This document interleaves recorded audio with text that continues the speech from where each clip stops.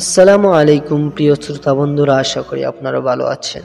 প্রতিবারের মতো আবারও হাজির হলাম আপনাদের সম্মুখে নতুন একটি ভিডিও নিয়ে। আজকের ভিডিওর আলোচ্য বিষয় হলো হযরত দাহিয়াতুল কলবি রাদিয়াল্লাহু তাআলা আনহুর তওবার কাহিনী। প্রিয় শ্রোতা বন্ধুরা, যদি আপনার দিল পাথর হয়ে থাকে, আল্লাহ তাআলার ভয়ে আপনার চোখে যদি পানি না আসে, তাহলে ভিডিওটি আপনার জন্য। স্কিপ না করে এই তওবার কাহিনীটি সম্পূর্ণ শুনুন। ইনশাআল্লাহ আশাবাদী আপনার হৃদয় নরম হবে এবং চোখে পানি চলে আসবে। আর আমাদের ভিডিও যদি আপনাদের ভালো লেগে থাকে তাহলে অবশ্যই সাবস্ক্রাইব করতে ভুলবেন না।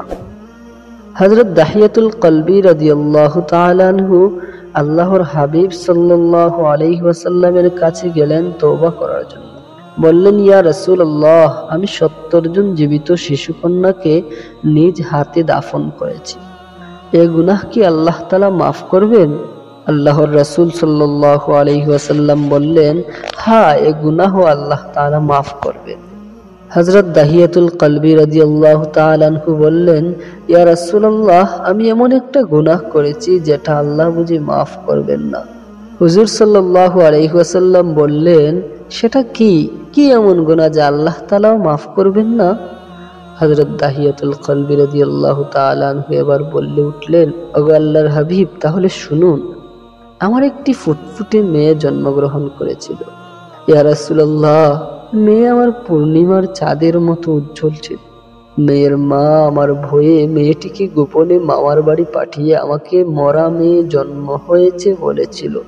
ওগো আল্লাহর রাসূল, মেয়ের বয়স যখন ৫ থেকে ৬ বছর, তখন তার রূপ যেন উপচে পড়ত। ঠিক সেই সময় মেয়েটিকে বাড়িতে আনা হলো। সুন্দরী মেয়েটিকে দেখে জিজ্ঞাসা করায় জানতে পারলাম যে সে আমারই মেয়ে। জানেন ইয়া রাসূলুল্লাহ, আমার পরিচয় পাবার পর সে মিষ্টি মিষ্টি সুরে সারাদিন আব্বু আব্বু করে ডাকতো, আমার মুখে ছোঁয়া দিত। ইয়া রাসূলুল্লাহ, ঠিক তখনই আমার মনের শয়তানটা তাকে খুন করার জন্য মনস্থ করে। একদিন সুযোগ বুঝে বললাম ওকে সাজিয়ে দিতে। আমি ওকে নিয়ে তার মামার বাড়িতে বেড়াতে যাব। আমি আগে আগে আর মেয়েটা পিছনে পিছনে হাঁটছিল। কিছু দূর যাওয়ার পর মেয়েটা বলল, আব্বা, এটা তো মামার বাড়ির পথ নয়, আপনি আমাকে কোথায় নিয়ে যান? এরপর মেয়ে বুঝতে পারলো যে আমি তাকে মেরে ফেলতে নিয়ে যাচ্ছি।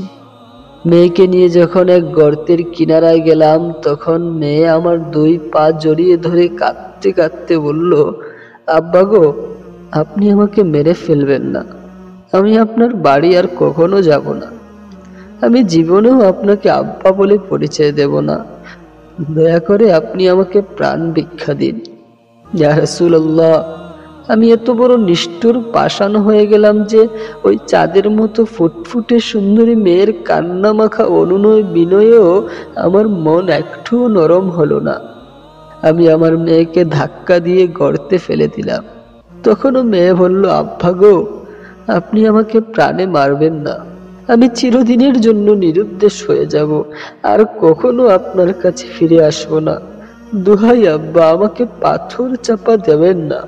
আল্লাহর রাসূল, আমি সেদিন আমার সোনার টুকরা মেয়েকে পাথর চাপা দিয়ে মেরে ফেললাম।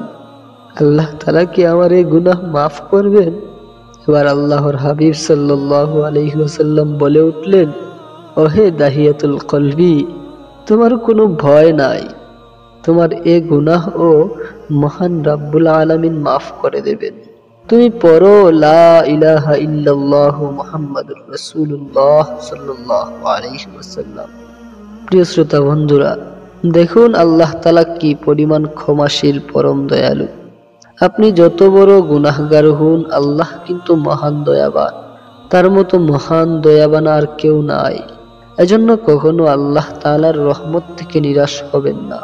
এ ব্যাপারে আল্লাহ তাআলা নিজেই বলেন, আল্লাহর রহমত থেকে নিরাশ হইও না। স্বীয় গুনাহের জন্য অনুতপ্ত হয়ে আল্লাহর কাছে ক্ষমা চাইলে আল্লাহ ক্ষমা করে দিবেন। আল্লাহ আমাদের সহি সমঝ দান করুন।